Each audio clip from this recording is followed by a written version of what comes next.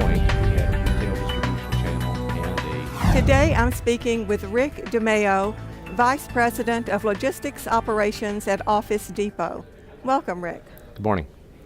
How is Office Depot dealing with the omni-channel environment?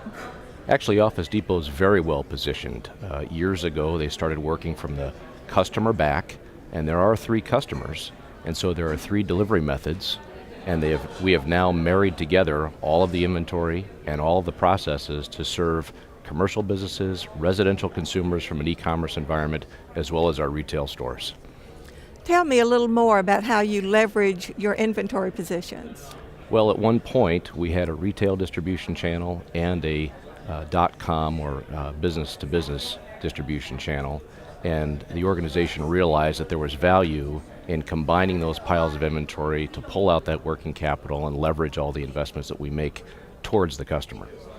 Tell me a little bit more about the different customer segments that you serve and what the differences are in terms of how you service them. So we do have traditional retail stores with which most people are familiar with, Office Depot locations around the U.S., and we do service them every single day to keep the inventory levels down and meet their demand in a rapid replenishment environment. We also have a website that consumers can shop on, and we give them next day delivery to over 90% of the population. And our business consumers, the business services division, also offers next day, 5 days a week, for anybody that orders anything from our assortment online as well. So you have a supply chain that merges all 3 of these, you don't treat them separately? We don't treat them separately anymore. I think years ago, before I joined the organization, there was the traditional retail model and the traditional business model, but a very aggressive plan over many years by a lot of our predecessors laid the groundwork for us to be truly omni-channel as we speak today. And how do you approach the issue of tailored services for your customers? So we have a sales group that will work with our commercial business consumers and find out exactly what their needs are. In some cases, we make desktop deliveries in office buildings. In some cases, we deliver directly to a dock. At a customer's home for furniture, we might bring it in to the room where they'd like it assembled, or we can leave it on the doorstep. And on the retail side, we shrink wrap and deliver to the back room and place it where they need it so that they can work that freight. Let's talk a little about sustainability. I know Office Depot has done a lot in that area. What's up these days? Well, probably the thing we're best known for is a bag and tote program. It was decided a long time ago that we needed to do something about the corrugate expense. Our customers told us it was difficult to deal with, and we had some associates get together and figure out a better way to service those needs. And so today, we use a green tote, plastic reusable tote that goes out and comes back to the facilities. And we use shopping bags where we are able to put them in the tote so they'll survive the transportation.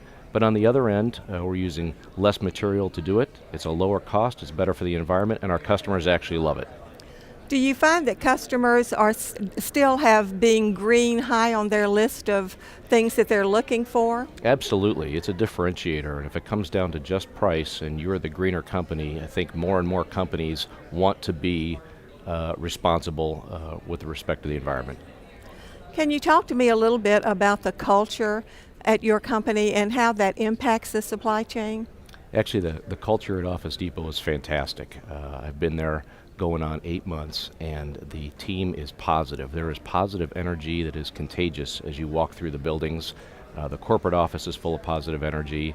There is a real effort and a desire to have associates at the lowest levels involved in the planning and strategizing and problem solving in our organization. So you'll see social media being used, you'll see lots of communication techniques, regular communications from the top down and from the bottom up. As you plan for the future, are there any specific trends you can see that are going to impact the way you handle your distribution or supply chain operations? I think there's a continued trend toward needing to leverage assets wherever possible. I think the trend of companies looking for ways to leverage each other's assets and partner in ways that maybe were not thought of 5 years ago is going to become something for the future that we need to rely on. And I think the reliability on systems, the need for systems to be adaptable and able to take on multiple customers or multiple functions is going to become increasingly important. All right, great information. Thank you so much for being with us Thank you. today. I've been speaking with Rick DiMaio of Office Depot. Thanks for watching.